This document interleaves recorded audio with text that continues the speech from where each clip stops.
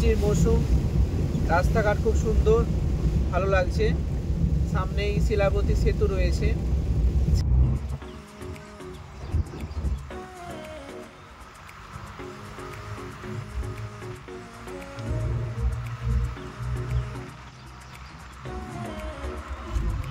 দামোদর নদী, এই সেই দুঃখের নদী, বাংলার দুঃখের নদী।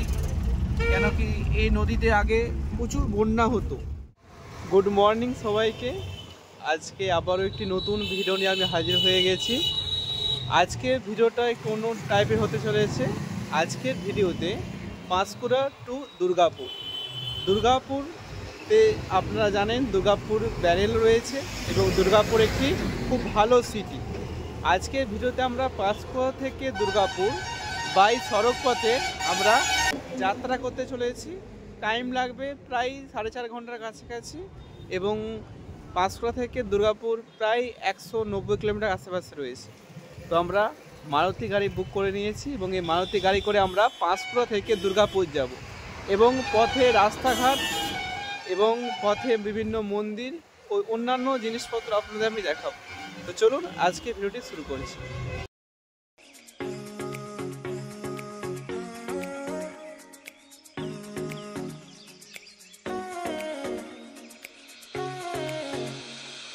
তো এখন আমি রয়েছি ঘাটালে।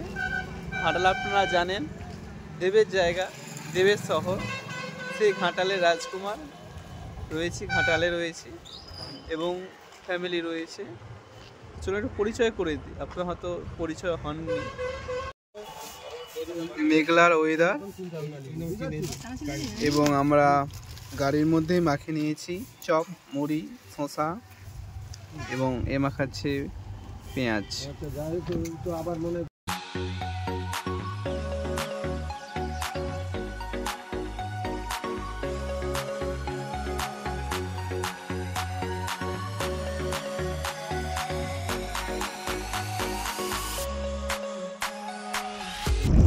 এই পশ্চিম মেদিনীপুরের আরেকটি সবথেকে গুরুত্বপূর্ণ জিনিস, সেটা হচ্ছে গরুর গাড়ি। আগেকার প্রজন্ম হয়তো তার নাম শুনেছে বা ছবিও দেখেছে বা চাক্ষুষ দেখার সুযোগ পেয়েছে। এই গরুর গাড়ি নিয়ে কিন্তু কবিতাও রয়েছে। কোমর পাড়ার গরুর গাড়ি, বোঝাই করা কলসি হাঁড়ি। সে গরুর গাড়ি কিন্তু এই আগেকার সময়ে মাল পরিবহন বা বিভিন্ন শস্য পরিবহনের কাজে ব্যবহার করা হতো এবং এটা অত্যন্ত সুলভ মূল্যে ছিল। আমি আগে মামাবাড়ি গেলে এই গরুর গাড়ি চোখে পড়তো, এমনকি আমি গরুর গাড়িতে মামাবাড়ি গিয়েছি। কিন্তু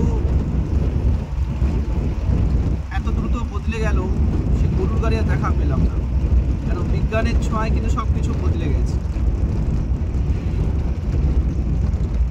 এই পশ্চিম মেদিনীপুরে আমি এখনও দেখতে পাচ্ছি খুব ভালো গাছগাছালি বা এই রাস্তাটা খুব সুন্দর। হয়তো ব্যাকগ্রাউন্ড দেখে বুঝতে পেরেছো যে ভালো রাস্তাঘাট, সুন্দর, পরিপাটি। তাই কিন্তু এখানে তাপমাত্রাটা অনেকটা কম থাকে, গরমকালেরও তাপমাত্রা কম থাকে।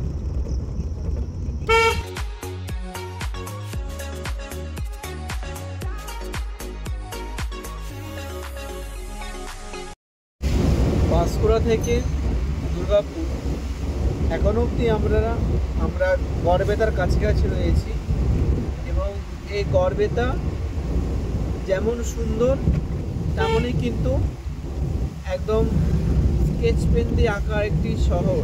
খুব সুন্দর, বৃষ্টির মৌসুম, রাস্তাঘাট খুব সুন্দর, ভালো লাগছে। সামনেই শিলাবতী সেতু রয়েছে। শিলাবতী নদী সম্পর্কে আপনারা হয়তো ভূগোল বইয়ে পড়েছেন যে বিভিন্ন শিলাবতী সেতু। আমরা কিছুক্ষণের মধ্যেই এই যে চলে এসেছি শিলাবতী নদী। যে শিলাবতী সেতু দেখে নিন আপনারা। বর্ষাকাল, তাই কিন্তু নদী আস্তে আস্তে ফুলে ফেপে উঠছে।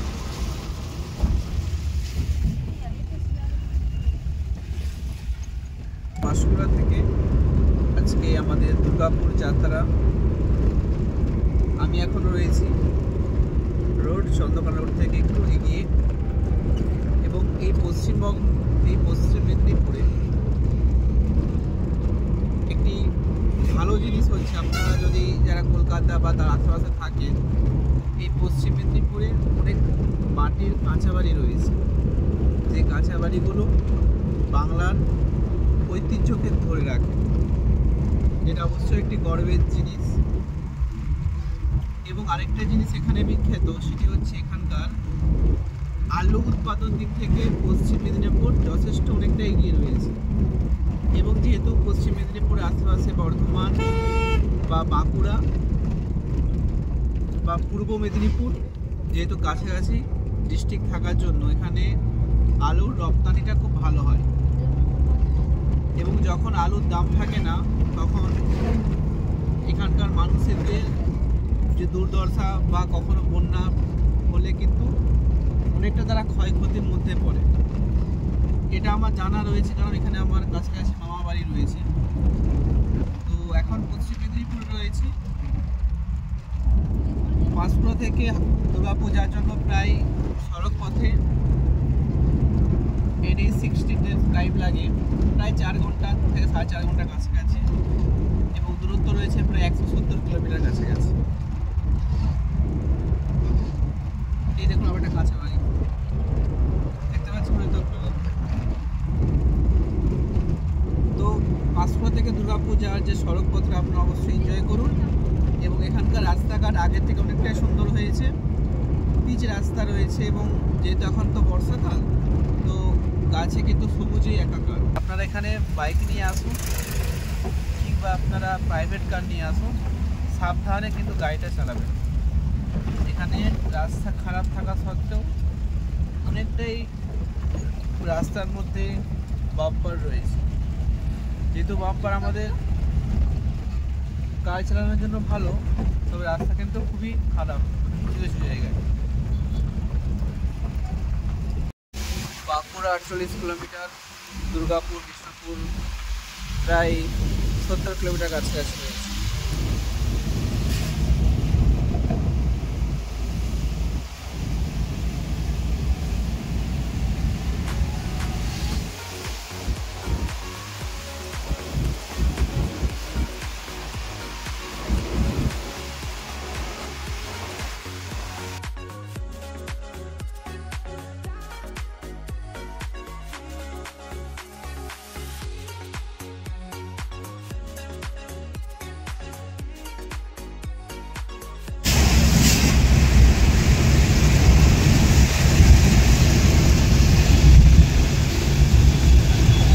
বাঁকুড়া 34 কিলোমিটার এবং এখান থেকে আসানসোল 101 কিলোমিটার।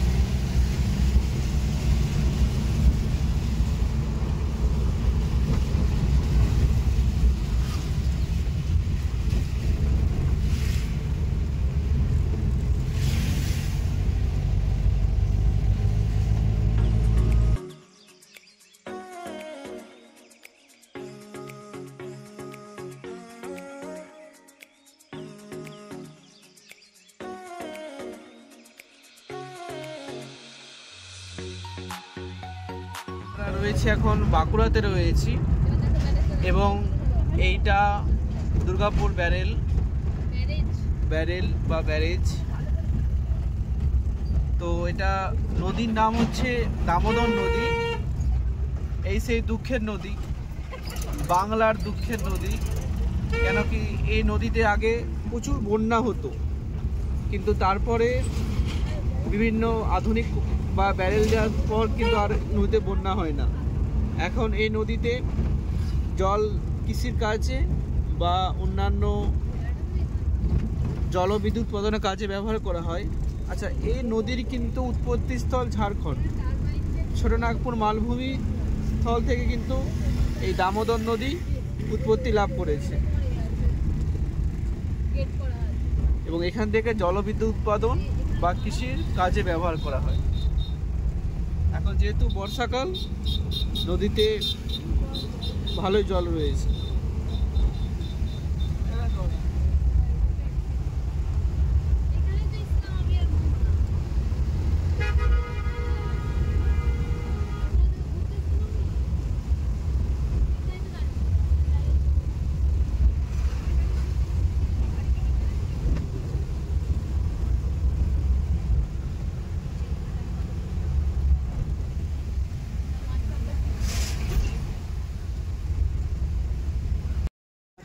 পাঁশকুড়া থেকে আমাদের এই দুর্গাপুর প্রায় 220 থেকে 30 কিলোমিটার কাছাকাছি। হয়তো ম্যাপে দেখাচ্ছে 190 কিলোমিটার, বাট আমাদের গাড়িতে করে প্রায় 210 বা 220 কিলোমিটার লেগেছে। তো আমি দুর্গাপুর পৌঁছে গেছি। এটা দুর্গাপুর আইকিউ সিটির একদম কাছাকাছি রয়েছে এবং আশেপাশে খুব ভালো মল রয়েছে, আমি দেখলাম ম্যাপে। তো যাই হোক, আপনারা যারা ইন ফিউচার পাঁশকুড়া বা মেদিনীপুর থেকে দুর্গাপুর আসছেন, তাদের জন্য আমার কিন্তু এই ব্লগ ভিডিওটা হয়তো কাজে আসবে। আমি এই ভিডিওতে জানিয়েছি যে পাঁশকুড়া থেকে দুর্গাপুর রাস্তাঘাট এখানকার, আমি এখানে কোনো টোল দিতে হয়নি। অনেকে ভাবতে পারে যে পাঁশকুড়া থেকে দুর্গাপুর আসার জন্য টোল লাগতে পারে, বাট টোল লাগে না, টোল দিতে হয়নি আমাকে। আজকে মেঘলা ওয়েদার, তাই আজকে পাঁশকুড়া থেকে দুর্গাপুর ভালো জার্নি হলো।